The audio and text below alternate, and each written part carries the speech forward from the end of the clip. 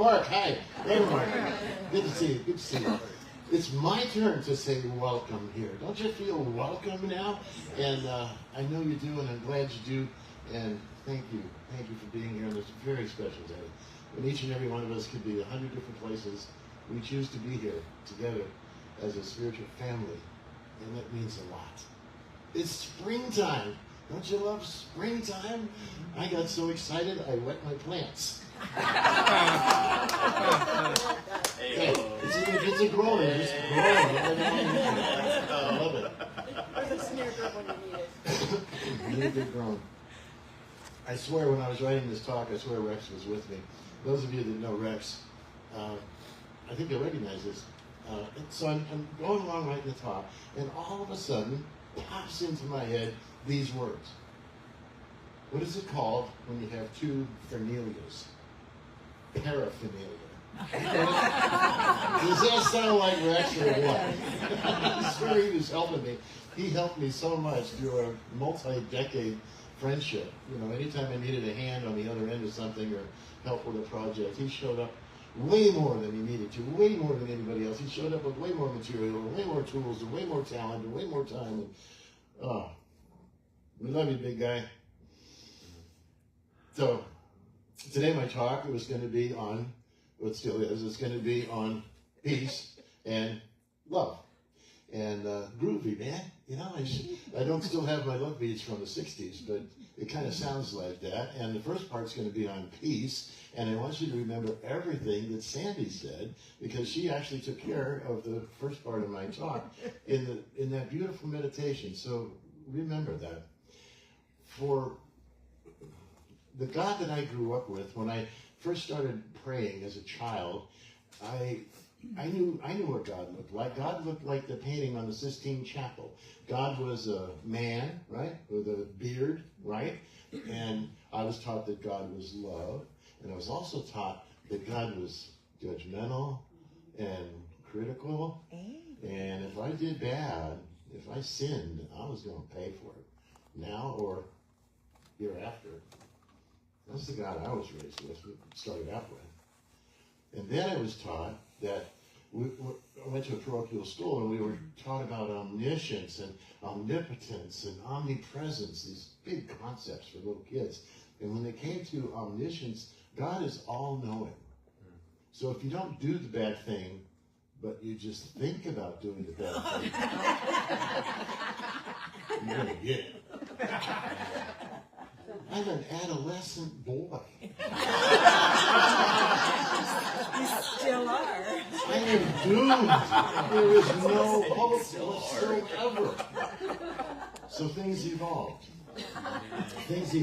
And later I began praying to God like God was serving me at a restaurant. I would pray, this is how my family prayed. I would pray that your dog gets healed, and you get the promotion, and your kidneys or whatever gets healed, and I would pray for what appeared to be, the thing that needed prayer.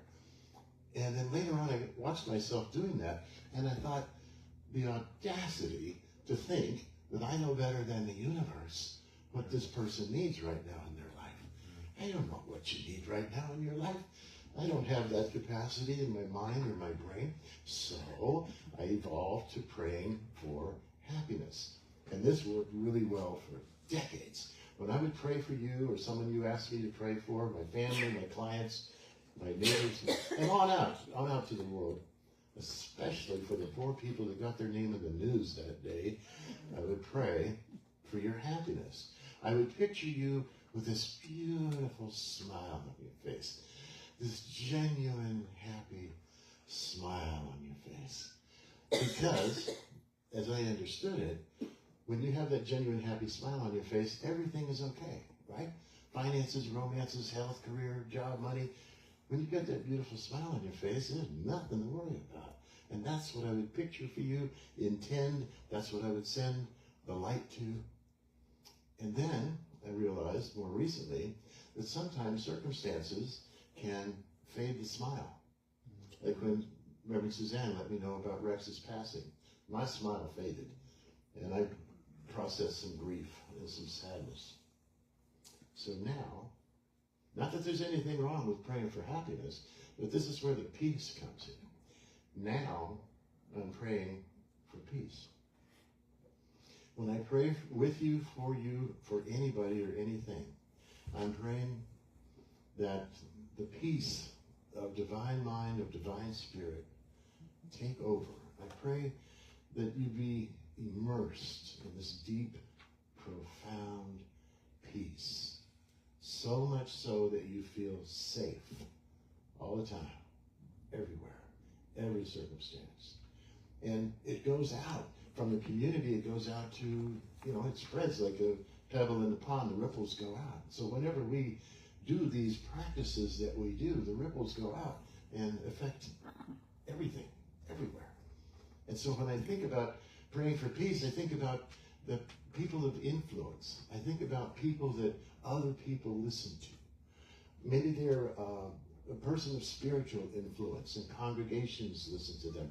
Maybe they're a person of business influence, maybe a mogul or somebody that people listen to. Maybe they're a political figure that other people listen to. And when I pray for this peace,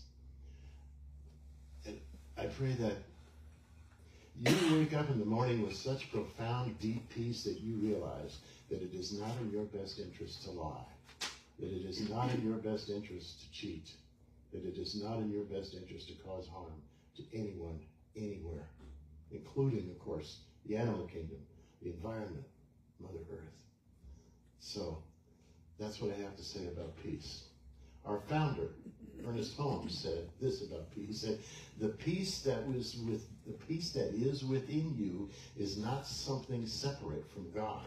This peace is something that expands from within. Always, this peace has been with you.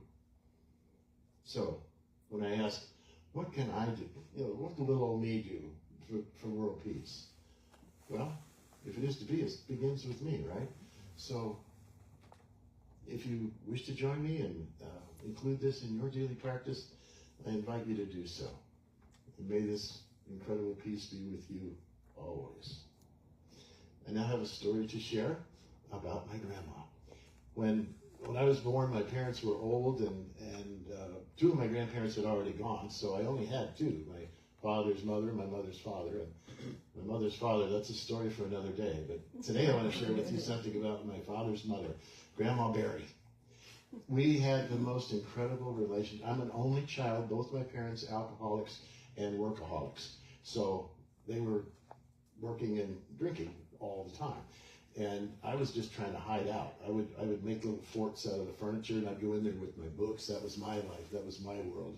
The world of, expansive world of stories. And except when I was with Grandma Barry, we were buddies as well as relatives. When she lived in this little town, Lewiston, Idaho, which is very much like California. All my people, both my parents were born and raised there. So all my cousins, aunts, uncles, grandparents, I mean, everybody that I'm related to lives in the area of that one small little town. And my mother drugged my father to San Francisco. Yeah. She wanted to be a socialite. And so poor dad went along, and that's where I was born. Well, whenever we had like a vacation, we almost always went to Lewiston, Idaho. And I got to play with my cousins, and I got to be with Grandma Barry. Special, special time. And then, when it was summers, a lot of times my folks would invite her to come and stay with us during the summer so that she could wrangle me so my parents could go off and do what they wanted to do. And it was grandma time again, this quality grandma time. I didn't have to guard my words with her. I didn't have to be careful with my manners with her. We were just buds. I remember that one time we were going out and she accidentally locked the key in the house. It's not her house. She wasn't familiar. And I said, oh, Grandma, we could talk to each other like that. And then she'd boost me up, and I'd crawl through that little bathroom window that was unlocked and get the key. And we'd go on with our day. And that was the nature of our relationship. Just unconditional. So I remember one time I was about 8, I think, and she got a sliver, and it was not nice. I mean, that sliver and that finger you didn't want to look at it. And so both of my parents offered to take out the sliver. And I was second grader. You know, they had much better manual dexterity. They could easily do it better than me. But Grandma said, no, I want Mark to do it. Oh, boy. So here I've got trying to figure out how tweezers work, trying to hold her finger so I don't hurt it, but it's in the light, so I can see this chunk of lumber that's nasty. And I finally figured out how to grab it with the tweezers, and I finally, got it out. It wasn't pretty. Grandma didn't feel a thing. She didn't even wince. That was the nature of this incredible beloved relationship we had, that neither of us was ever do anything to possibly hurt the other. Fast forward to when I'm in college. Now I'm college age. I decided to move to Lewiston, Idaho, to see if I might want to spend the next segment of my life there. So I get a part-time job, swing shift, so I could put myself through school, support myself during the day. And at this point, beloved Grandma Barry was in a nursing home. Not a nice nursing home. Didn't smell good. And every chance I had, I wanted to take her out of there, get some fresh air, and be with her. And so Saturdays was our day. And I'd come on Saturday and, come on, Grandma, let's get out of here. And I had my car, if you could call it that. It was 19-year-old college kid car. It ran on a used battery, and it ran on retread tires, but it ran. So I'd get Grandma, and let's go and have lunch together someplace. And not that food there. And I still don't understand it, but she always wanted a plain hamburger. She said, oh, goody, I'll get my plain hamburger. And I mean plain. All she wanted was 2 pieces of dry bun with a patty. That's it. And I kept trying to say, Grandma, let's go get some Chinese or some Mexican. Let's do something fun for a change. I want my plain hamburger. Okay. We got that plain hamburger. And she looked so forward to that plain hamburger. When we would have our visits and our drives and our lunches, we would talk. And she would sometimes tell me about my ancestors, which I was fascinated. And when it was my turn to talk, I was talking about current events. I was talking 19-year-old, college, right? Just out of the home, out of my birth home. And I'm talking about girls or professors in college and classes and studies, or my job, my boss, my almost car, whatever was, on my mind that day. We had these wonderful visits. And at the end of each visit, she'd tear a scrap off a piece of paper somewhere and scribble something on it and stick it in my shirt pocket. I never needed to wonder what it was, because it was always similar. And after we said our goodbyes for that day, next time I had some time, when I could get out the family Bible, I would get out the family Bible, and I'd look at, it was always chapter or verse. She knew her Bible. And I'd look up that chapter and verse, and every single time it spoke to whatever I was concerned about that day beautifully. It gave me comfort. We had a love. It's really almost indescribable. I'm trying, but it's almost. So eventually she passed away at a ripe old age. And when she passed away, we had the funeral, and then later we had the reception after the funeral. We had food and stuff. And my parents went with their siblings, their age, and my cousins, we went to this table. There was a dozen of us. My Grandma Barry had a dozen grandkids. I had a dozen cousins, 11. And we're all at this table, and just after the funeral, and my poor cousin Kathy was inconsolable. Kathy was sobbing and weeping, and we tried to comfort her in vain. And she let it slip out between the sobs. I know I was her favorite. When she said that, my eyes popped open, and I looked around the table, and guess what? Everybody else's eyes popped open, and they were looking around the table. And when we compared notes, that one grandma had each of her 12 grandchildren convinced that they were her favorite. And it wouldn't be nice to tell the others. Isn't that something? That's why she's my role model. That's the kind of grandparent I want to be. That's the kind of citizen. That's the kind of friend I want to be to you. Just like that. We were each her favorite. As my prayer life, I just described how my prayer life has evolved. My understanding of God, of infinite, has evolved also.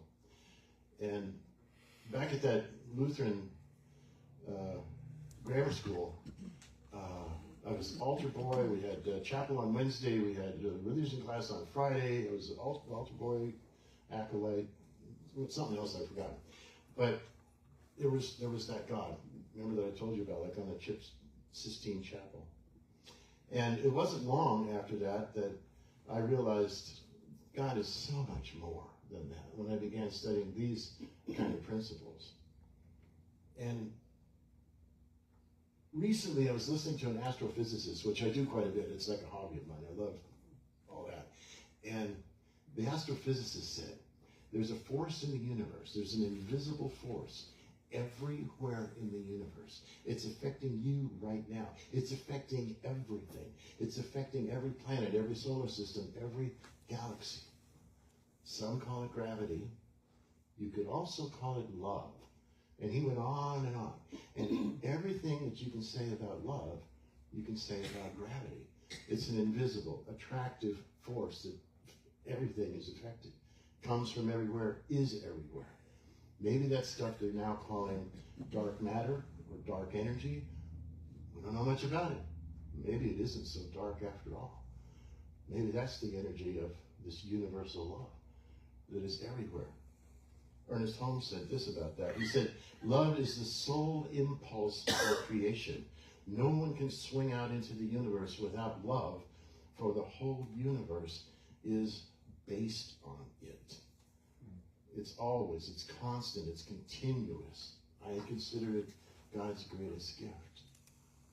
So now, when I'm settling down at night, when I'm ready to doze off for a good night's sleep, that's what I imagine. That's the way I look at things. That's the way I immerse myself in this love that is everywhere, that is unconditional, infinite.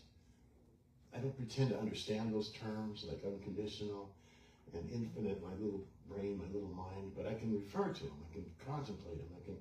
I can pray on them.